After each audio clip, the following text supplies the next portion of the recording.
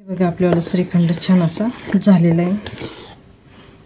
मला फक्त 5 मिनिटं लागले हलवायला. खूप छान असं आपल्याला श्रीखंड तयार आहे. एकदम दाणेदार असं मस्तपैकी आपल्याला श्रीखंड झालेलं आहे. त्याच्यात एकही दह्याचा गोळा किंवा साखरेचा असं थोडं सुद्धा काही गोळे राहिलेले नाही. खूप छान असे आपल्याला इथं श्रीखंड तयार आहे. तर बघू शकता किती मस्त दाणेदार झालेलं आहे. कृष्ण हरी माऊलींनो, सर्वांना गौरीचा नमस्कार. तर कसे आहात सर्वांचं गौरीच्या किचनमध्ये स्वागत आहे. आज आपण बनवतोय श्रीखंड बनवायचे आपल्याला. तर डायरेक्ट दुधापासून दही लावण्यापर्यंत, तर दही लावण्यापासून तर श्रीखंड बनवण्यापर्यंत आपण रेसिपी दाखवणार आहेत. आता उन्हाळाही चालू आहे. कोणाकोणाला श्रीखंड खाऊशी वाटतं, दही बनवूशी वाटतं. तर घट्टसर असं दही होत नाही. तर घट्टसर दही बनवण्यासाठी एक छोटीशी टिप्स आहे, ती सुद्धा मी तुम्हाला सांगणार आहे.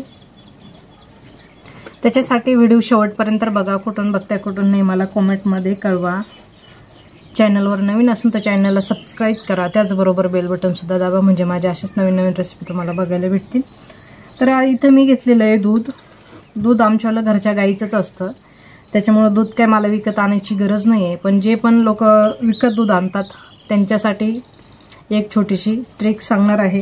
इथं आता माझ्यावालं दही, आपण घरच्या गाईचं दुधाचं दही बनवलेलं एकदम घट्टसर असं दही आहे. तर हे घट्टसर दही कसं बनवायचं त्याच्यासाठी मी एक तुम्हाला छोटीशी ट्रिक सांगते. तर इथं मी एक पातेलं घेतलेलं आहे. याच्यामध्ये पूर्णपणे आपण हे दूध ओतून घेणार आहोत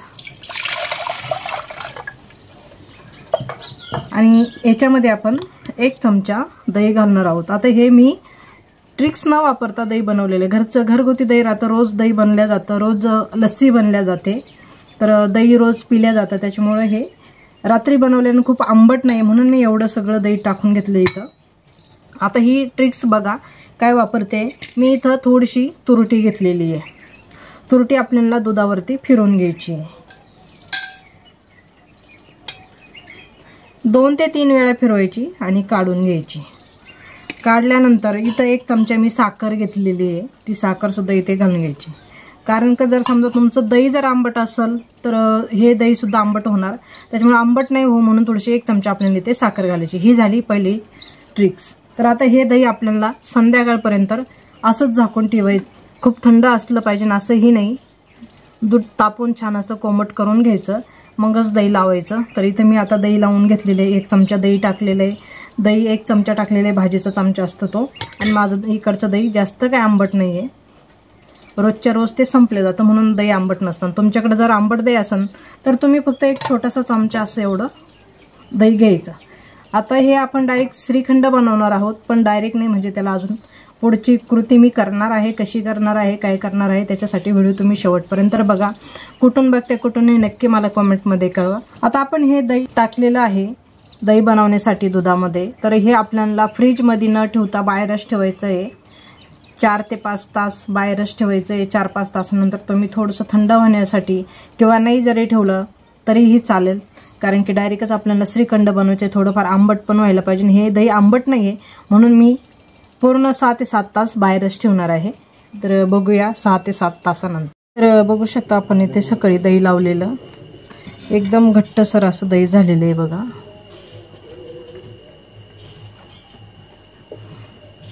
आता आपण हे दही रात्रभर बांधून ठेवणार आहोत. तर इथे मी एक पातेलं घेतलं, त्याच्यावरती एक कॉटनचं कापड घ्यायचं आहे. आता हे कॉटनचं कापड आपल्याला वरती छान असं याच्यावरती घालून घ्यायचं. त्याच्या आधी आपण थोडंसं इरजण काढून ठेवूया सकाळच्याला. इरजण म्हणजे थोडंसं दुसरं दही लावण्यासाठी आपण याच्यातूनच थोडंसं काढून घेतोय. तर दही बघा किती घट्टसर असं झालेलं आहे. तर बघा किती छान असं एकदम घट्टसर असं आपल्याला दही तयार आहे. तर आता आपण इथे 1 चमचाभर दही काढून ठेवतो दुसरं दही लावण्यासाठी. आता हे दही आपल्याला इथं पातेल्यामध्ये ओतून घ्यायचं आहे.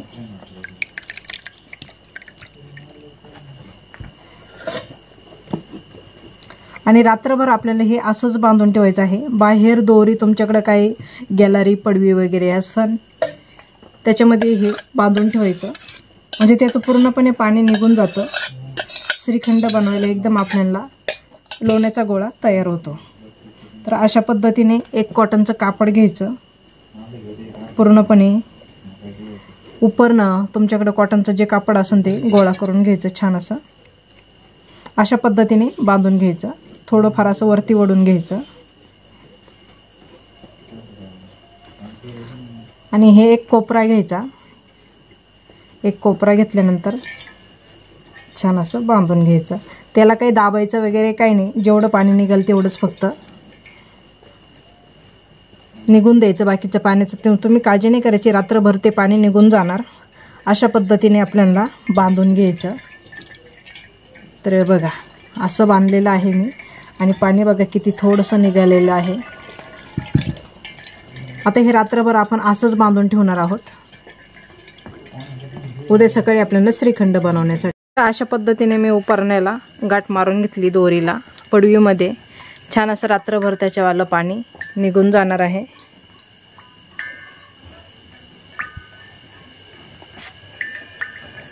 तुम्ही सुद्धा असं बाहेरच बांधायचं आणि रात्रभर त्याच्यावर पूर्णपणे पाणी निघून जाईल.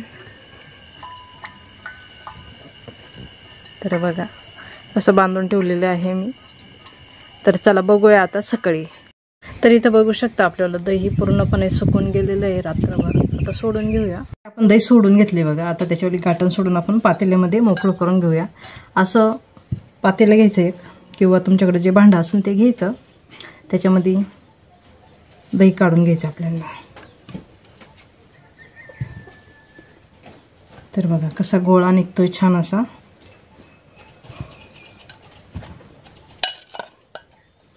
तर बघा दह्याचा गोळा किती छान निघला. असा जसं नारळ निघाले की काय असं एवढं छान असा दह्याचा गोळा निघालेला आहे.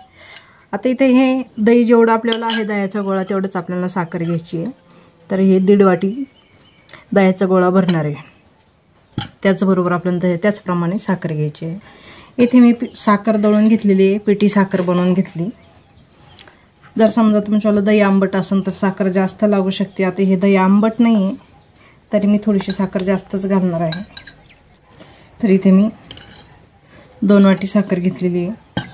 1 वाटी मी आधी घालून घेणार आहे. गोडाचं प्रमाण बघून मी परत दुसरी थोडीशी साखर घालणार आहे. तर ही साखर छान असं मिक्स करून घ्यायची आपल्याला. मिक्स करता वेळेस छान असं फेटून घ्यायचं. आपल्याला एकदम दुकान टाईप असं श्रीखंड झालं पाहिजे अशा पद्धतीने आपण हाटून घ्यायचं आहे. तर याच्यामध्ये आपल्याला अजून वेलची पूड घालायची. तुमच्याकडे वेलची पूड असेल तर घालून घ्यायची. नाही तर ज्यावेळेस तुम्ही साखर दळणार त्यावेळेस तुम्ही साखरेमध्ये वेलची दळून घ्या. इथे मी 1 चमचा वेलची पूड घेतलेली आहे. साखरेमध्येच दळलेली ती पण जास्त होते मग एकत्र दळून घेते डायरेक्ट. तर घालून घेऊया. इथे मी थोडासा कलर घेतलेला आहे. फ्रूट कलर आहे. एकदम थोडंसं आपल्याला कलर घालून घ्यायचं आहे. आणि तुमच्याकडे केशर असेल तर तुम्ही केशर भिजून घ्यायचं. दुधामध्ये भिजवायचं आणि थोडंसं घालून घ्यायचं. तर मी इथं थोडंसं असा कलर घेतलेला आहे बघा. 1 चिमूटभर असं तो घालून घेऊया. आणि छान असं आता फेटून घ्यायचं आहे आपल्याला. जोपर्यंत साखर आणि दही मिक्स होत नाही तोपर्यंत आपल्याला फेटवत राहायचं आहे. इथे छान असं फेटत आलेलं आहे.